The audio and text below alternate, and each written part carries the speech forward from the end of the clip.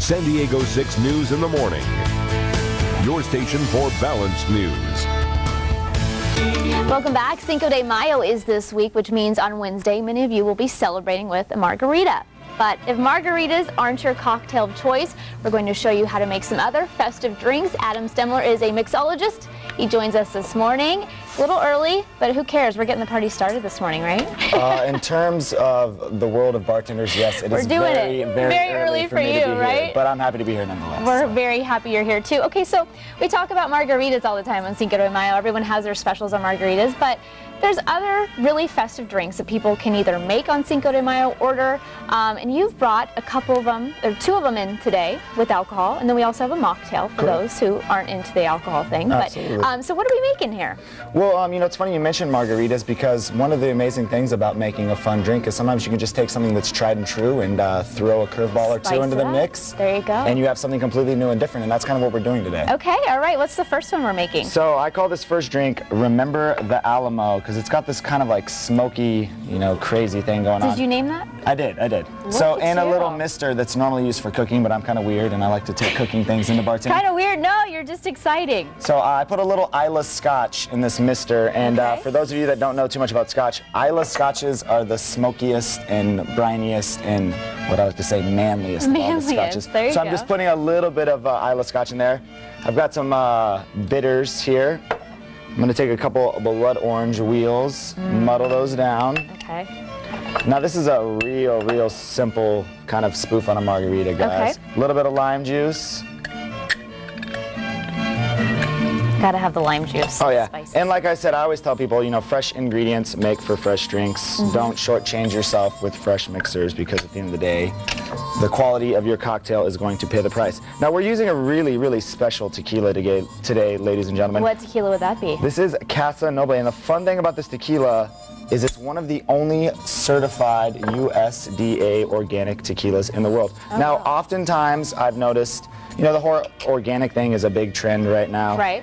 This is not a company that needs to hide behind the fact that it's organic. It is an interesting talking point, but harbor no delusions. I mean, this comes straight from the historic town of Tequila, triple distilled, all estate grown agave. I mean, just really high quality stuff. And at the end of the day, good quality ingredients make for good quality cocktails. I've got a little bit of organic agave nectar, which is just a sweetener. And the cool thing about agave nectar is it's got a low glycemic index, so even if you're diabetic, you can actually have it. Nice. So blood orange, bitters, Isla Scotch, lime juice. And the last time I was here with you guys, I kind of showed you the correct way to shake up a cocktail. Today I wanted to show you guys the correct way to stir a cocktail. Oh my goodness, I've been doing it all wrong. You know, and then it's kind of one of those methods that have fallen by the wayside. So today I thought I'd revitalize that a little bit. Okay, and this special spoon too. Yeah, I got my little bar spoon here. Easy stuff. And we're gonna go ahead and julep strain this cocktail right up. Very pretty. And a little fun, you know, we're kind of dealing with smoky kind of flavors. So I've got a little citrus zest here. Okay. And I'm gonna hold that over a flame.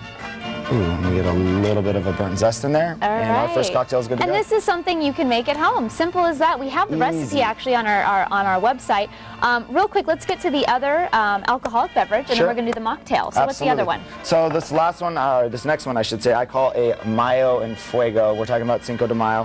And this one's real easy. I've got just a little bit of fresh cut jalapeno, and you want to make sure you de-seed these at home, ladies and gentlemen, because if not, you're going to deal with something that's really spicy. And we want to get the flavor of that spice, but not so much of the heat of it. Okay. This time I'm going with lemon juice. I felt like the flavors of lemon juice were more conducive to making this cocktail what it is.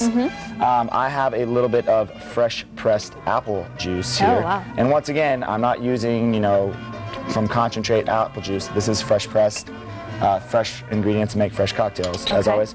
Now, the first tequila we used was the Casa Noble Cristal. This is a reposado. There are 3 major classifications of tequila, and they're all based on how long they were aged for in wood barrels. You are just a walking encyclopedia when it comes to tequila. You know, at the end of the day, if you're going to choose to do something, you should be the best you can be. So I tend to know a little bit about what I'm talking about. Well, you know what, Adam? We're running out of time, unfortunately. But all these recipes are on our website right now. You can contact Adam. Thank you so much for coming. And we didn't get to the mocktail, of course. course. But hey, that recipe is on our website. You always got to have your mocktail. I like the alcoholic stuff better. Okay. The bartender in them, right? All Obviously. right. Thanks so much for coming in. Of course, for more information, go to our website right now, san diego6.com, and click on Hot Topics.